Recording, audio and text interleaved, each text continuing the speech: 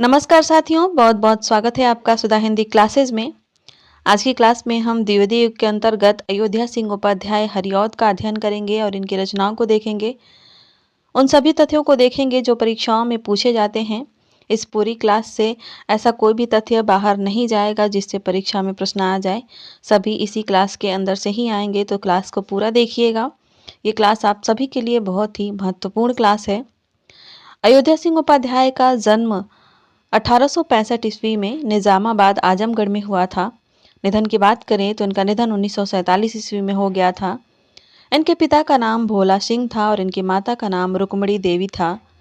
उपनाम की बात करें तो इन्हें कवि सम्राट कहा जाता है, खड़ी बोली का प्रथम महाकवि कहा जाता है, आधुनिक सूरदास भी कहा जाता है। गणपति चंद्रगुप्त जी के द्वारा इन्हें आधुनिक सूरदास की उपाधि दी गई थी। मदन मोहन मालवीय के आग्रह पर 1923 से 1941 तक काशी विश्वविद्यालय में अवैतनिक हिंदी के प्राध्यापक के पद पर इन्होंने कार्य किया था, यानी वेतन नहीं लेते थे।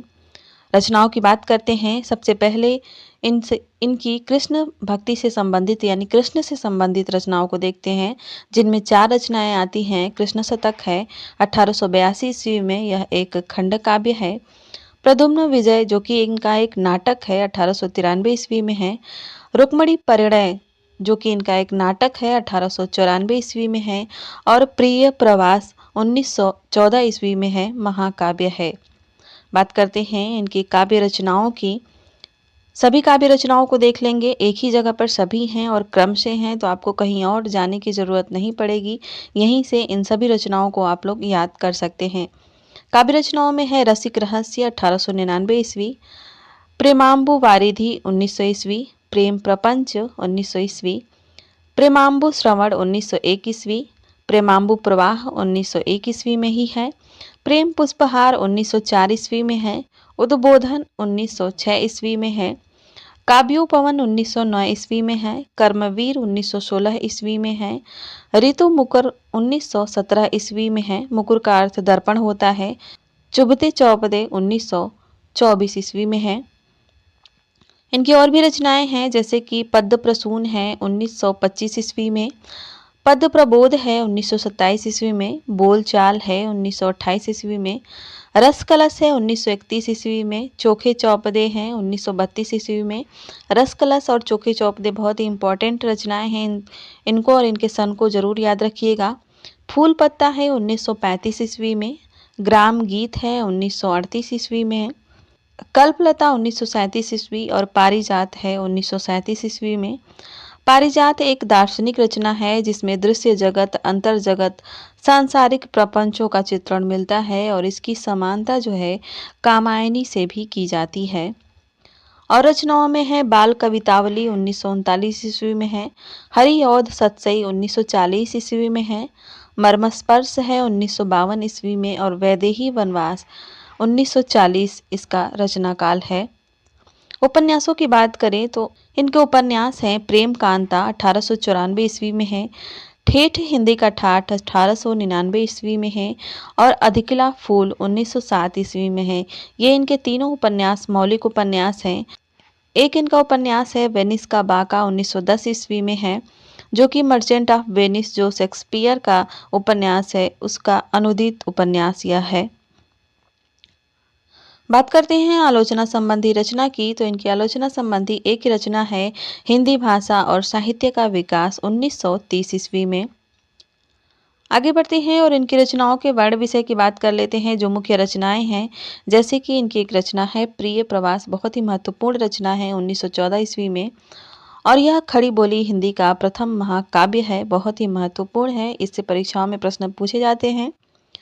नायिका प्रधान रचना है यह और इसमें सर्गों की संख्या 17 है, यानी इसमें 17 सर्ग हैं और सर्गों को प्रसंग कहा गया है, इस बात का ध्यान रखिएगा। यह हिंदी का प्रथम नायिका प्रधान महाकाव्य माना जाता है। इसी रचना के कारण इन्हें आधुनिक सूरदास कहा जाता है।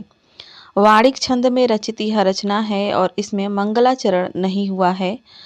इसमें राधा को लोक सेविका के रूप में चित्रित किया गया है और इसमें कृष्ण के बचपन से लेकर मथुरा गमन तक की कथा का वर्णन मिलता है। इस रचना का आरंभ निम्नलिखित पंक्तियों से हुआ है। यह पंक्तियां हैं, दिवस का अवसान समीप था, गगन था कुछ लोहित हो चला। यह पंक्तियां बहुत ही प्रसिद्ध हैं, आप इसको कई बार देख चुके होंगे और यह परीक्षाओं में पूछी भी जाती है। इस रचना का पहले नाम ब्रजांगना विलाप था। शुक्ल जी, आचार्य रामचंद्र शुक्ल जी इसे महाकाव्य नहीं मानते हैं, इस बात का ध्यान रखिएगा। राधा के विरह का वर्णन इसमें चतुर्थ सर्ग में है, चौथे सर्ग में है और इस रचना का मूल संदेश निष्काम प्रेम है। इसमें राधा को रति व कृष्ण को प्रेम माना गया है। मुख्य छंदों की बात करें तो इसमें मुख्य छंद हैं द्रुत विलंबित, मंदाक्रांता और मालिनी। रस की बात करें तो यह वियोग श्रृंगार रस प्रधान रचना है और इसमें पवन को दूती के रूप में चित्रित किया गया है। इस रचना के लिए इन्हें मंगला प्रसाद पारितोषिक सम्मान से सम्मानित किया गया था। प्रिय प्रवास का मूल भाव रति नहीं प्रेम है, यह एक कथन है डॉक्टर नगेंद्र के द्वारा कहा गया। बात करते हैं इनकी रचना वैदेही वनवास की, जिसका समय 1940 ईस्वी है रचना काल। यह एक प्रबंधात्मक महाकाव्य है। यह वाल्मीकि रामायण पर आधारित महाकाव्य है और इसमें सर्गों की संख्या 18 है। इसमें सीता के निर्वासन की कथा का चित्रण किया गया है, जब सीता जी को जंगल में भेज दिया जाता है। बात करते हैं इनकी रचना रस कलश की, जिसका समय 1931 ईस्वी है। यह ब्रजभाषा में रचित एक रीति ग्रंथ है।